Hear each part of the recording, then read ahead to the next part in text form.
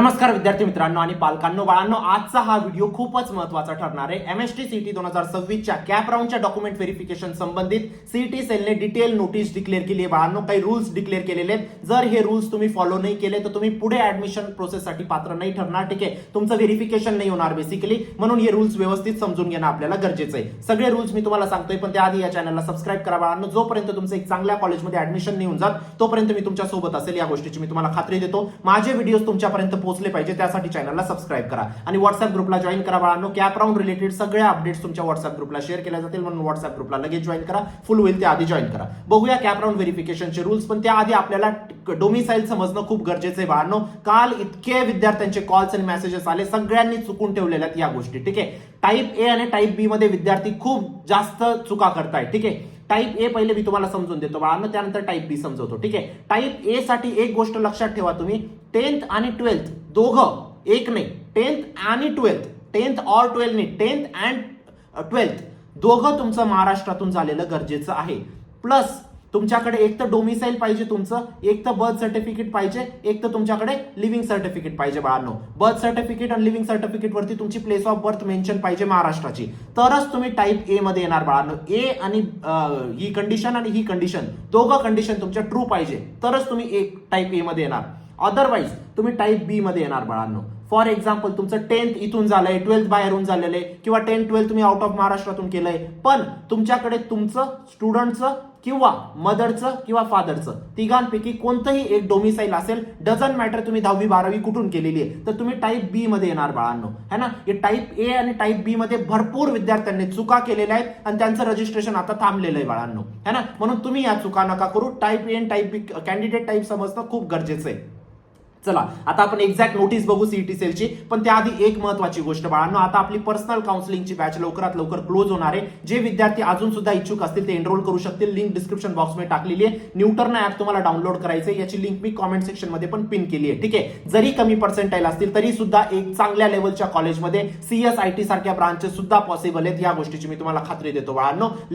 तुम्ही last इयरचे result बघू शकता. ठीक आहे, विद्यार्थ्यांचे खूप कमी पर्सेंटाईल होते तरी ते आज महाराष्ट्राच्या खूप चांगल्या कॉलेजेसमध्ये शिकताय. का? व्यवस्थित पर्सनल काउन्सिलिंग केली. पर्सनल काउन्सिलिंग मध्ये व्यवस्थित मी त्यांची कॉलेज लिस्ट बनवली. ठीक आहे, एक पर्सनल काउन्सिलर त्यांना नेमला. ठीक आहे, त्यांच्या पर्सनल काउन्सिलिंग मधून त्यांनी cap round, spot round, ILS राऊंडला व्यवस्थित खेळले. ठीक आहे, डॉक्युमेंटेशन पासून तर सप्टेंबर पर्यंत आम्ही त्यांच्यासोबत होतो बाळांनो, जोपर्यंत त्यांना एक चांगलं कॉलेज भेटत नाही तोपर्यंत. ठीक आहे, तुमच्यासोबत पण सेमच गोष्ट होईल. नक्कीच तुम्ही एनरोल करू शकता, लिंक डिस्क्रिप्शन बॉक्स मध्ये टाकलेली आहे. ठीक आहे, लास्ट इयर असे पण खूप सारे विद्यार्थी होते बाळांनो ज्यांचे खूप जास्त पर्सेंटाईल होते तरी ते थर्ड क्लास कॉलेजेसमध्ये शिकताय. का? प्रत्येक गोष्ट स्वतःहून करायला गेले. जर तुम्हाला महाराष्ट्राच्या 350 कॉलेजेसचं नॉलेज आहे ना, तर प्रत्येक गोष्ट स्वतः करा. जर तुम्हाला CAP round, spot round, ILS round खेळता येत असेल तर प्रत्येक गोष्ट स्वतः करा. जर तुम्हाला माहिती आहे preference list, branch code, college code कसे टाकायचे असतात, सगळ्या गोष्टी तुम्ही करू शकता. जर नाही माहित ना बाळांनो, तर प्लीज पर्सनल काउन्सिलिंग मध्ये एनरोल करा. लिंक डिस्क्रिप्शन बॉक्स मध्ये टाकलेली आहे. ठीक आहे, कारण कुठूनही करून घ्या वाटल्यास. ठीक आहे, तुम्हाला असं वाटत असेल की सर तुमच्या इथूनच, आणि लास्ट इयर असे पण खूप सारे विद्यार्थी होते ज्यांचे खूप चांगले पर्सेंटाईल होते तरी ते आज थर्ड क्लास कॉलेजेसमध्ये शिकताय. कारण प्रिफरन्स लिस्टमध्ये एक कॉलेज खाली वरती झालं, तुमचं ऍडमिशन कॅन्सल होऊन जातं. जर तुम्हाला महाराष्ट्राच्या 350 कॉलेजेसचं नॉलेज आहे ना, तर प्रत्येक गोष्ट तुम्ही स्वतः करू शकतात बाळांनो. जर तुम्हाला CAP round, spot round, ILS round सगळ्या गोष्टी माहिती आहेत, प्रिफरन्स लिस्ट माहिती आहे, कॉलेज कोड्स माहिती आहेत, ब्रांच कोड माहिती आहे, तर प्रत्येक गोष्ट स्वतः करू शकतात. पण नाही माहित ना, तर प्लीज पर्सनल काउन्सिलिंग मध्ये एनरोल करा. वाटल्यास तर कुठूनही करा, पण करा. है ना, ह्या आपल्या पर्सनल काउन्सिलिंग मध्ये बाळांनो आतापासून डॉक्युमेंटेशन पासून तर verification, option form, cap round 1 2 3 freeze, float, spot, institute management, scholarship fees वगैरे सगळ्या गोष्टी आपण कव्हर करतो. स्कॉलरशिप सुद्धा मागच्या वर्षी 2 ते 3 लाख रुपये फीज विद्यार्थ्यांची होती, ती झिरो केली बाळांनो. ठीक आहे, फक्त योग्य स्कॉलरशिप त्यांच्यापर्यंत पोहोचवल्या.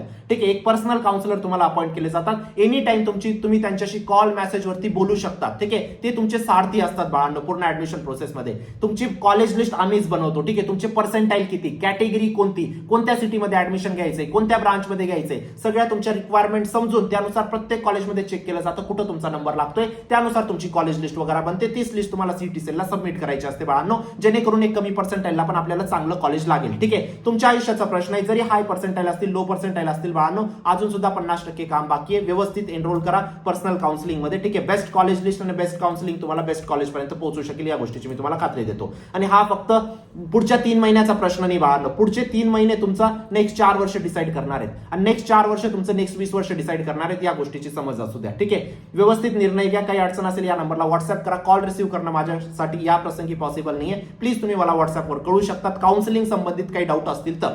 ठीक आहे, चला आता दुसरं क्लॅरिफिकेशन नॉन क्रिमिलियर सर्टिफिकेट बाबत आहे बाळांनो. काय म्हणताय सीईटी सेलने, the candidate belonging to SC, VJ, DT, NT, NTB, NTC, NTD, OBC, SBC, SCBC category shall produce caste validity certificate and ST category shall submit tribe validity certificate. ठीक आहे, जे विद्यार्थी ओबीसी, एससी, एसटी, एनटी वगैरे मध्ये असतील त्यांना caste certificate, caste validity mandatory आहे. ठीक आहे, all the backward class candidate excluding SC ST, फक्त एससी एसटी ला सोडून shall produce non-criminal certificate valid up to 31st March 2027. हा रूल महत्वाचा आहे. 31st मार्च 2027. जर तुमचं नॉन क्रिमिलियर सर्टिफिकेट 31 मार्च 2027 पर्यंतचं व्हॅलिड नसेल तर तुम्हाला ऍडमिशन भेटणार नाही त्या कॅटेगरीमधून. तुम्हाला ओपन मध्ये कन्सिडर केलं जाईल आणि तुमचं डॉक्युमेंट व्हेरिफिकेशन सुद्धा फेल होईल बाळांनो. ही सीईटी सेलच्या नोटीसमध्ये क्लिअरली मेन्शन केलेलं आहे सीईटी सेलने.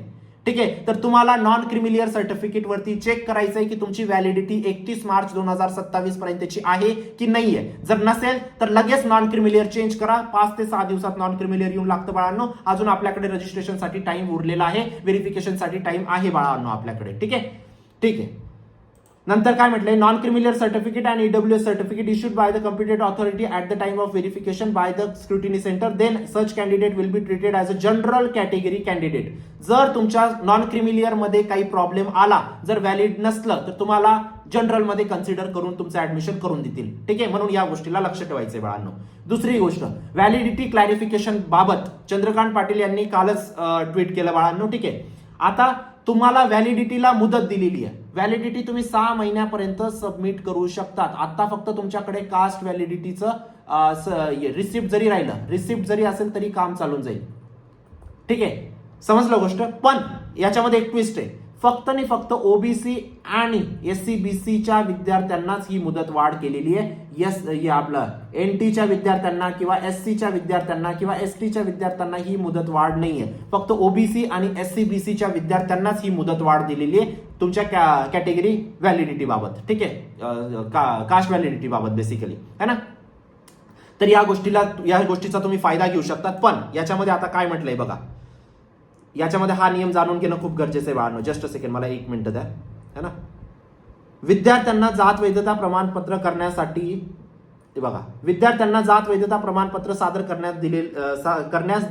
देण्यात आलेल्या 6 महिन्यांच्या मुदत ही अंतिम संधी असून त्यानंतर कोणतीही मुदत वाढ देणार नाही. 6 महिने तुमची लास्ट ये बाळांनो. ठीक आहे, त्यानंतर काय म्हटलंय, सदर 6 महिन्यांच्या मुदतीमध्ये संबंधित विद्यार्थ्यांनी जात वैधता प्रमाणपत्र सादर करणे बंधनकारक आहे, अन्यथा अशा विद्यार्थ्यांचे प्रवेश रद्द होतील आणि त्याबाबत संबंधित विद्यार्थी जबाबदार राहतील. ठीक आहे, जर तुम्ही 6 महिन्यात कास्ट व्हॅलिडिटी प्रोड्यूस नाही केली बाळांनो, तुमचं ऍडमिशन कॅन्सल होईल. मेन मोमेंटला ऍडमिशन कॅन्सल होऊन जाईल. त्यानंतर तुम्हाला कोणीच ऍडमिशन देणार नाही, कोणत्याच कॉलेजमध्ये दिलं जाणार नाही, कारण सगळे कॉलेजेस सुरू होऊन जातील. कुठे ऍडमिशन भेटणार आहे तुम्हाला, है ना. मग जर तुम्हाला खात्री असेल की तुमचं कास्ट सर्टिफिकेट आणि कास्ट व्हॅलिडिटी येणार आहे ओबीसी आणि एससीबीसीचे, तरच पुढे जा. अदरवाईज तुम्ही ओपन मध्ये फॉर्म भरू शकता, है ना. आता सगळ्यात मोठी गोष्ट, आता एक महत्वाची गोष्ट तुम्हाला एक्सप्लेन करायची.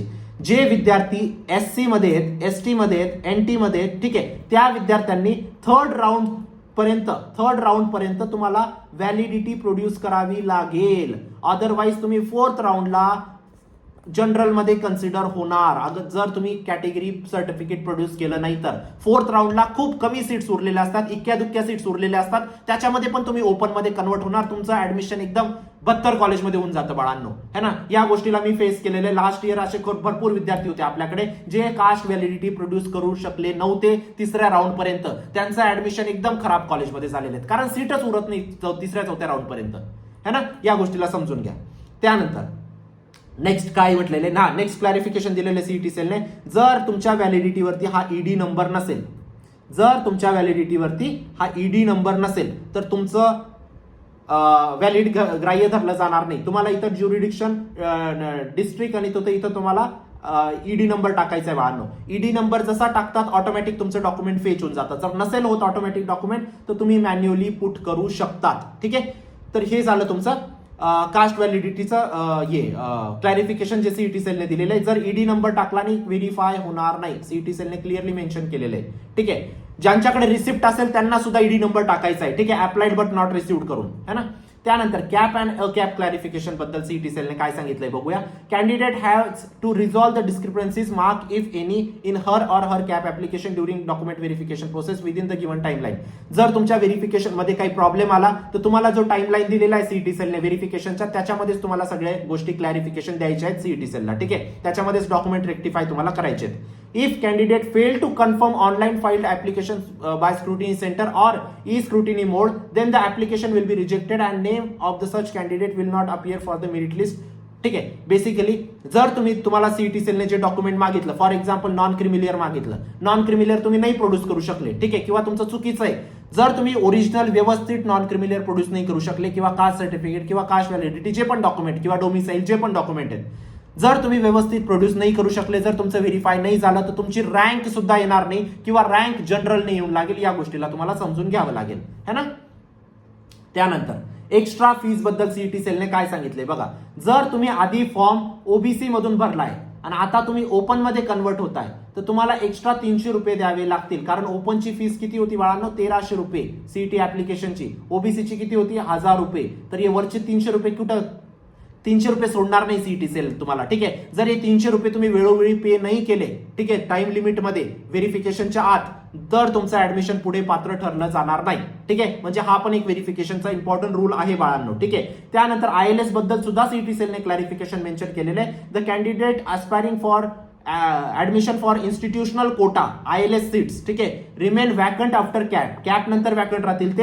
And it is mandatory to get registered document verified and confirmation of application by scrutiny centre. तुम्हाला जर कॅप मध्ये पार्टिसिपेट नसेल करायचं, कॅप मध्ये करायचंय, इन्स्टिट्यूशनल मध्ये करायचंय, तर प्लीज आता तुम्ही डॉक्युमेंट व्हेरीफाय करून घ्या. एससी सेंटरला जाऊन तुम्हाला करायचंय ऍप्लिकेशन फॉर्म आणि व्हेरिफिकेशन. ठीक आहे, जर तुम्ही कॅप मध्ये पार्टिसिपेट नाही करत आहे तर. ठीक आहे, तर या सगळे रूल्स होते बाळांनो, हे सगळे नियम आहेत सीईटी सेलचे. जर हे तुम्ही फॉलो नाही केले तर तुमचं व्हेरिफिकेशन थांबून जाईल, तुमचं ऍडमिशन पात्र तुम्ही ठरणार नाही. ठीक आहे, आता सगळ्यात महत्वाची गोष्ट काय असते माहिती, पूर्ण ऍडमिशन प्रोसेसमध्ये. चला, या सगळ्या गोष्टी तर आहेतच महत्वाच्या बाळांनो. सगळ्यात महत्वाची गोष्ट असते ऑप्शन फॉर्म.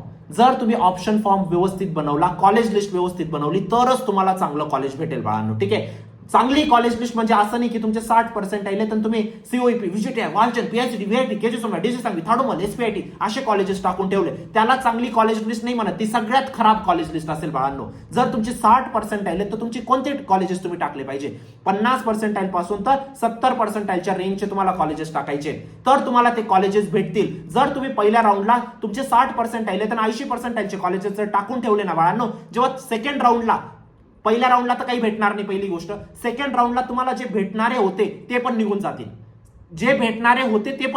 आणि 60% वाल्याला 50% सुद्धा खालचे कॉलेजेस घ्यावे लागतात, कारण सीटच नाही उरत. प्रत्येक विद्यार्थी फ्लोट करतो. गोष्ट समजून घ्या. म्हणून कॉलेज लिस्ट खूप व्यवस्थित बनवायची, तुमच्या पर्सेंटाईल नुसार, तुमच्या कॅटेगरीनुसार, तुम्हाला ज्या सिटीमध्ये जायचं, ज्या ब्रांचमध्ये जायचं, सगळे तुमचे रिक्वायरमेंट समजून घ्यावे लागतील. ठीक आहे, त्यासाठी आपण पर्सनल काउन्सिलिंगचा सपोर्ट तुम्हाला दिलाय भावांनो. तुमची कॉलेज लिस्ट आम्हीच बनवतो, तुम्हाला काही करायची गरज राहत नाही. आतापासून तर सप्टेंबर एंड पर्यंत आम्ही तुमच्या सोबत असतो. ठीक आहे, गुड कॉलेज लिस्ट आणि गुड कॅप काउन्सिलिंग तुम्हाला बेस्ट कॉलेज पर्यंत पोहोचवतं. या गोष्टीला समजून घ्या. तुमच्या आयुष्याचा प्रश्न आहे बाळांनो, इथे योग्य निर्णय घ्या. 18,000 पेक्षा जास्त विद्यार्थ्यांनी आतापर्यंत पर्सनल काउन्सिलिंग प्रोव्हाइड केली आहे मागच्या 8 वर्षात. ठीक आहे, 8 वर्षाचा एक्सपिरियन्स आहे, नक्कीच तुम्ही एनरोल करू शकता. ठीक आहे, पूर्ण टीम तुमच्या सोबत असते शेवटीपर्यंत. काही अडचण आली आम्ही तिथं तुमच्या सोबत उभे असतो बाळांनो. ठीक आहे, आणि तुम्हाला एक चांगल्या कॉलेजपर्यंत पोहोचवण्याचा पूर्ण प्रयत्न असतो. कॅपराऊंड रिलेटेड सगळे अपडेट व्हॉट्सअप ग्रुपला येतील, व्हॉट्सअप ग्रुपला जॉईन करा, चॅनलला सबस्क्राईब करा. भेटूया नंतरच्या व्हिडिओमध्ये. तोपर्यंत बाय, टेक केअर, थँक्यू.